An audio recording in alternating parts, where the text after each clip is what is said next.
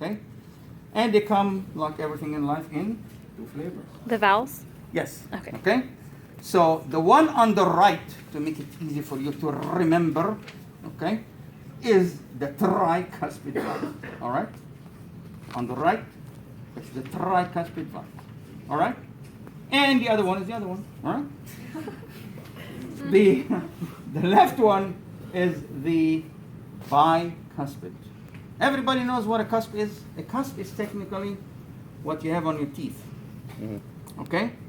So when you run your tongue, as I told you before, I believe, yes, on your canine, okay, either one of them, and you go back one tooth, you will find two bumps.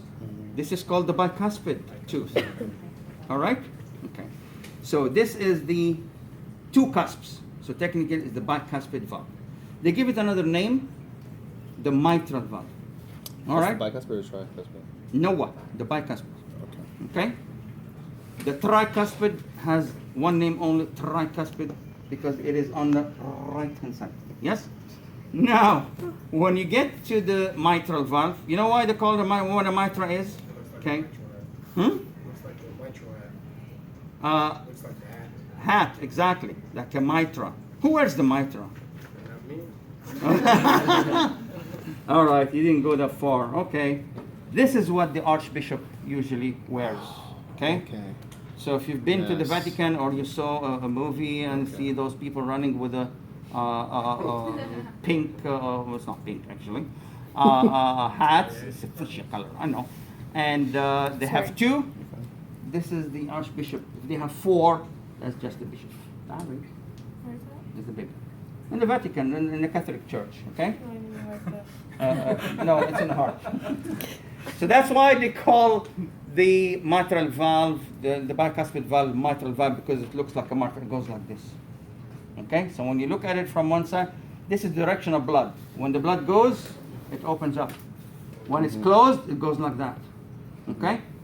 So if I put my finger from the atrium to the ventricle, green light. If I try to go back, sorry, right? The valve leaflets will shut, will be slammed shut, okay? And at the same time, both sides will be slammed shut, and this what makes up the first heart sound, okay? Love. Love, Mm-hmm. okay? Love. See, it's very strong, okay? Why? It's the left ventricle that causes this mess, okay? Boom, okay?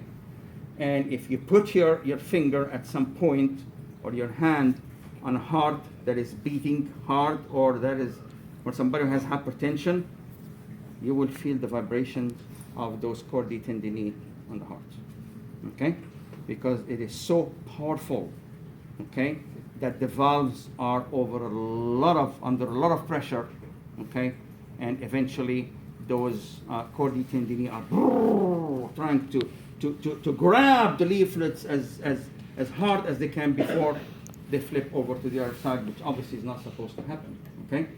So it tells you in a way that any problem or any disease that affects the left side of the heart is much more dangerous than anything that affects the right side of the heart, okay? Because what's the deal of the right side of the heart? It does push a little blood to the pulmonary artery. It comes back and it's over. Okay?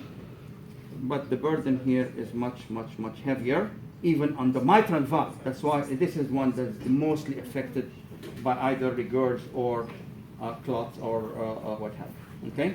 So diseases mostly are on the left hand side. Okay? Now, having said that this is the left ventricle and I proved it to you, I see the chordae tendineae here. You see up to this part only, and you see the leaflets, and you see the outbudding, the muscles here, which are the papillary muscles. Okay? Everybody knows what a papilla is? What's a papilla? Papilla. Hello. Thanks, but no thanks. Like a long time ago, they asked somebody, how does water look like? What is water? I said, it looks like water. Oh, thank you. Thank you, son. All right. You're welcome. What would you do now? No, nothing. Now, if you look at this auricle here, okay, and you make an X with your scalpel, and you put your finger here, okay, you will be hitting the left atrium. Long time ago, in Gray's Anatomy, for instance, they didn't put the term atrium yet, all right? They were using the word auricle across the board, and this is how I learned, okay? Auricle. But the real word auricle is something like this, something like a little flap. That's an auricle, okay? And the atrium, the word atrium, you hear it all the time. Let's go through the atrium. Atrium is like a meeting area, okay? That has many doors, and everybody meets in the atrium. Yes? Okay? So this is something, it's a Latin invention, Latin word that means like a little area where everybody meets. So that's the atrium. So this is the left atrium. Now, to confirm that this is the left atrium, I am technically going, well, that one is botched already, so I'm not going to see anything here, okay? And when again I go to my orientation, and I make sure that this is the anterior interventricular sulcus, this is the apex, this is the left side. Okay, I am putting my fingers here, come out of the posterior surface, don't worry, I will find the entrance of the pulmonary veins, bringing oxygenated blood versus the heart from the lungs. All right? 4 of them.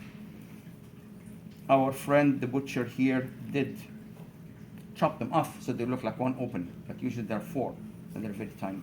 Okay? Now, this is the left side of the heart. Well, before we leave it, remember we have the coronary arteries. They coronate the heart. So whenever you cut the heart transversely, okay, except around the valves, you have to see the openings of the coronary artery. See how thick they are? See how the opening is thick and it's maintaining its its size here. See how thick the wall is? Yes? Right next to it, there must be a vein with the same name. Okay? Anywhere you cut, except around the valve. See, this is around the valve. You're not going to see them. Because this is a ring. There's a fibrous ring here.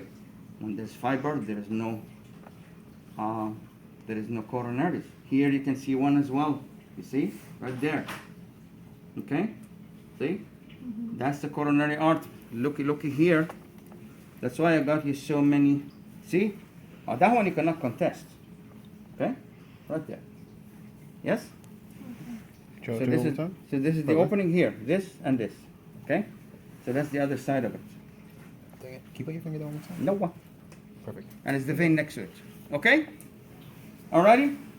Mm-hmm. So these are the coronary arteries. They all go around, except obviously that they go down, descending anteriorly, and they give you the widowmaker. Alright? And they go back as well, posteriorly, and they give you the right descending interventricular artery, coronary artery, obviously. Okay? They make a little crisscrossing here. Okay? This is just out of curiosity. Okay?